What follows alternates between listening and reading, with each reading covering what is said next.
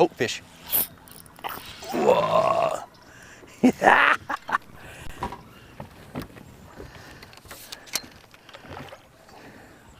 Hey guys, this is Gene Jensen. Let me turn the camera this way. Try to fight the fish at the same time. Go get your fish in, or your rod in, right? Today we're fishing the Damiki rig. I'm gonna show you how to do it.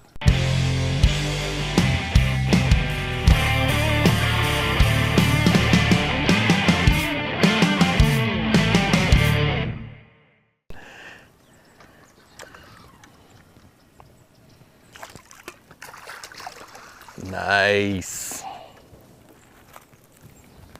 Look at that. Bam. All right, so first of all, what is the Damiki rig? We've been fishing it forever. You know, it's called a, what do you call it, jig and twig? We call it the jig and twig. Yeah, a lot of people call it the jig and twig because you'll fish it with like a small Cinco, little tiny baby Cinco or something like that. But you know, it's become popular as the Damiki rig, and all it is just it's a small jig head. This is a Z-Man trout eye or a jig head that I use. Got a good stout hook, good sharp hook, and then I bit off a little bit of a regular Zoom fluke.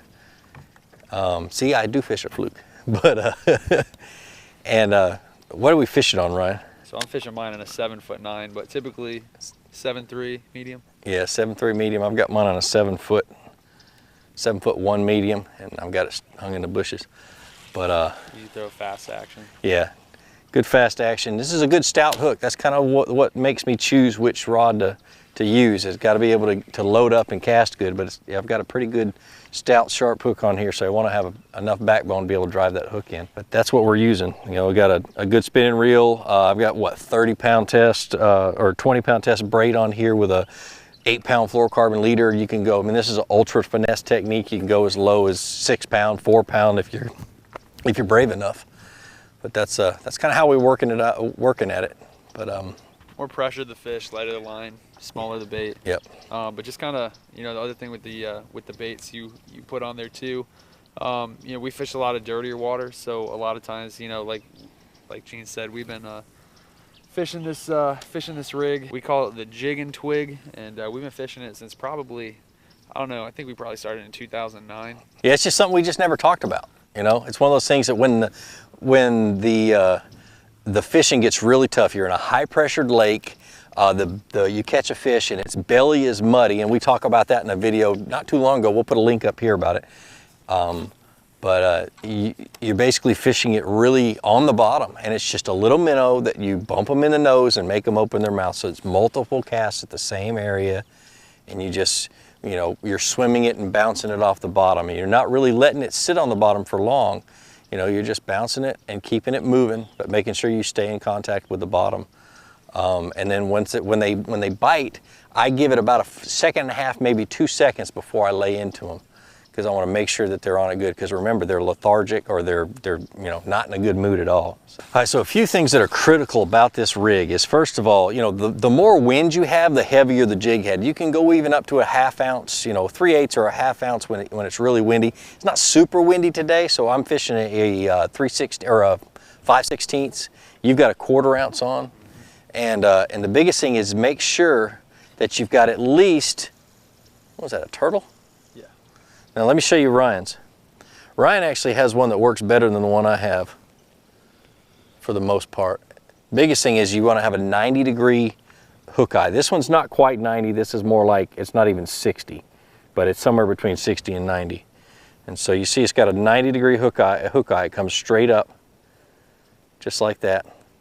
And you get snagged a lot less, and you can bounce it along the bottom and give it that nice vertical when it hangs. His hangs perfectly straight. Mine will hang down just a little bit like that. So a lot of times that would be the difference. But I love the trout eye because of the looks of it. It looks like a real minnow. The big old eye, especially in that clear water, the fish get a good look at it. You're not fishing it fast, so they're going to get a good look at it. So you want it to look as natural and normal as possible, in order for them to really clamp down on it and give you some good bites. We're fishing it pretty late in the season here too. This is, you know, we got 65-degree water today. Yeah. We start fishing this bait at the beginning of winter, and And it's great for you guys up north for your ice out fish. Yeah, ice out to about what temperature? I mean, we're catching them at 65, but I would throw it. We typically throw it between 55 to 57, and then you're going to start seeing the fish spawn. It's not a bad bed bait either. It's a bait you can throw on the bed if the fish are a little finicky. If some of the bigger presentations are spooking them off. But yeah, for you guys up north, as soon as that ice clears out, this is a great way to catch them. Yep. Now, a couple of the problems that you might have with it is it gets hung up a lot. It's an open hook. So be sure you know that that's a bite before you set the hook. You'll pull it into some brush, and when you pull it in the brush and it gets hung up, you just do the old, pop the line and it'll pop itself off and come out. As long as you haven't had to set the hook in it, is one of the things you really got to be careful of.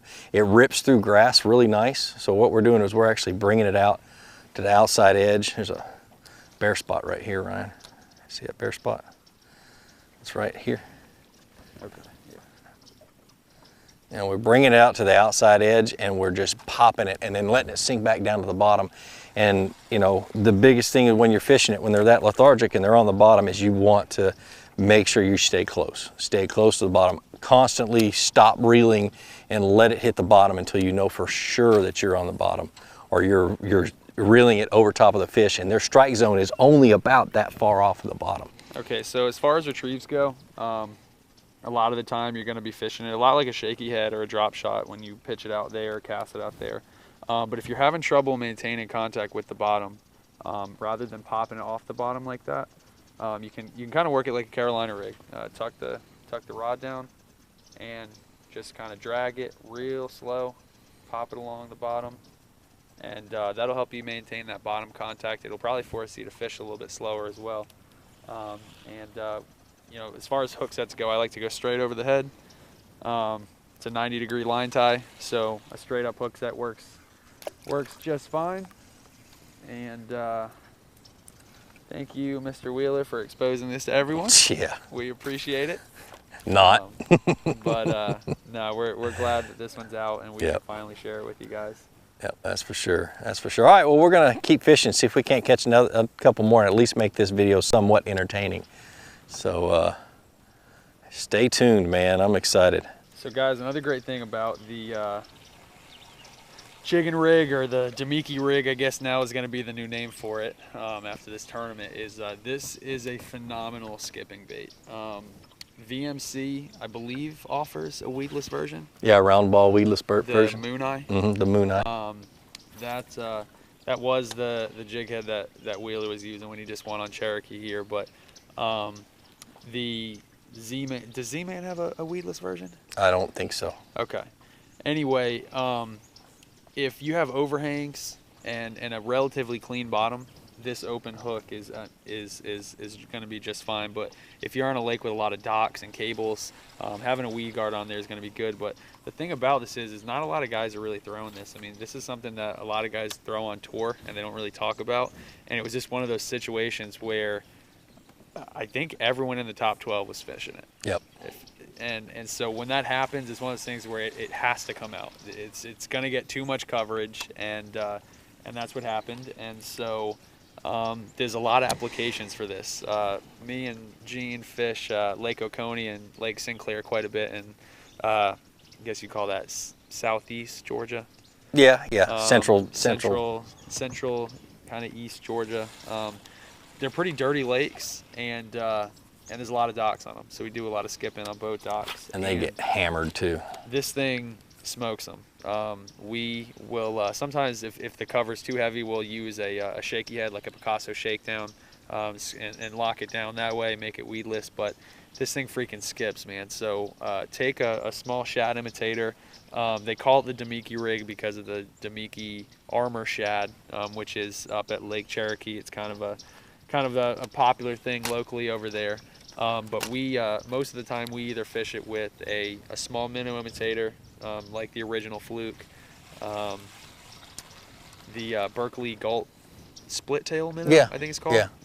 That works as well. I wouldn't fish anything bigger than a 4-inch bait. I mean, you can see that I took this Zoom Fluke and actually bit about an inch off of it, not quite an inch. Well, a lot of people will say that this is just a deep water technique. This is just, you know, throw it out on this big heavy jig head because that's what Jacob Wheeler was using, or that's what such and such. No, you literally, you can use as light as you want, a 1/16 of an ounce.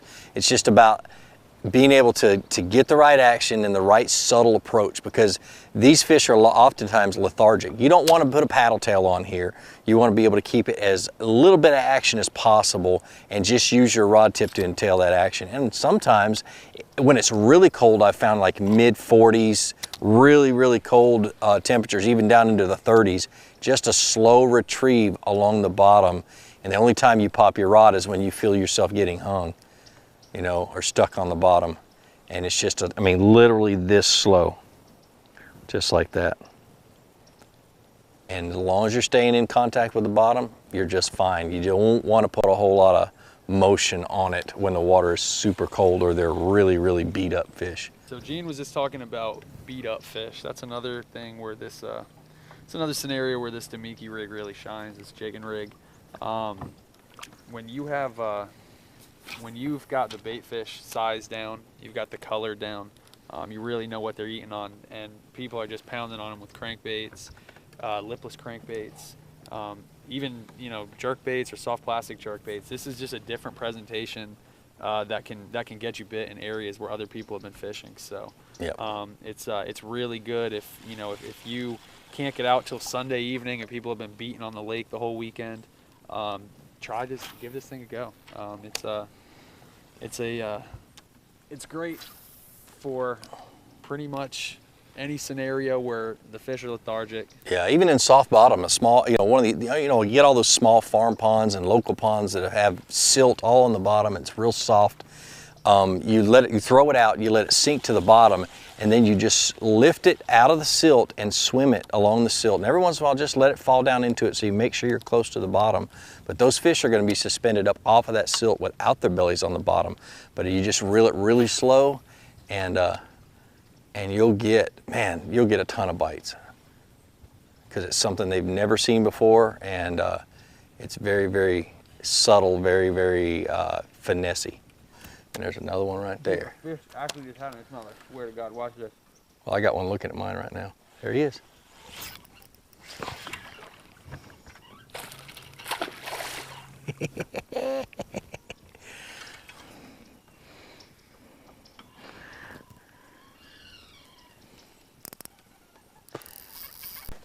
God, Scare you a little? just wasn't expecting that. Whoa, you think he didn't want that thing? Look at that. All the way down his mouth. Not a big one. Jigging rig. Jig and twig. That's the jigging twig. Ta-da! Got him? Yeah! Got the, yeah. ooh, Oh my gosh. the proverbial stick fish. Kicking a man while he's down. I'm telling you, man, you got that mean eye, and it's too mean. I'm putting on Angry eye. I'm putting on a It's scaring all these little boys. Oh,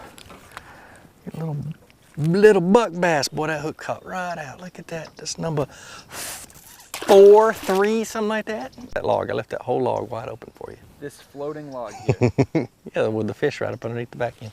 There's not a fish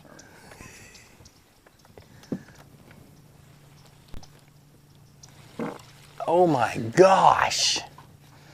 That one's going on video.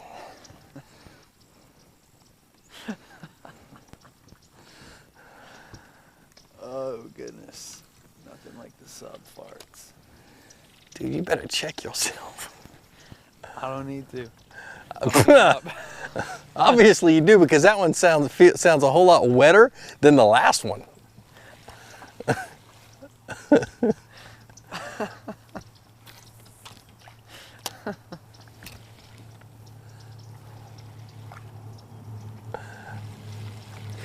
Oh, come on, we gotta be serious, dude.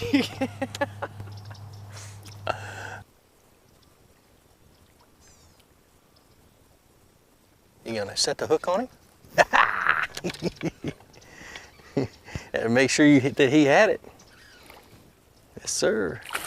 And that, my friends, is how we get it done.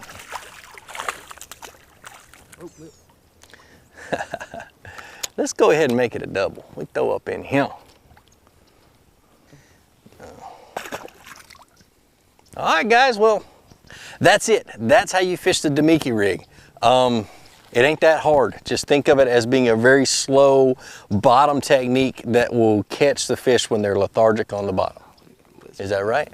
Yeah. That's right. Sorry, I'm looking at an alligator. We got a little baby alligator right here. Look at this. Little baby alligator. There's a little baby alligator. He's got some gar hanging out underneath. Yeah, a couple of gar hanging underneath him. So, but that's it. Yeah, guys. Pressured water, bed fishing, cold water, works for all three.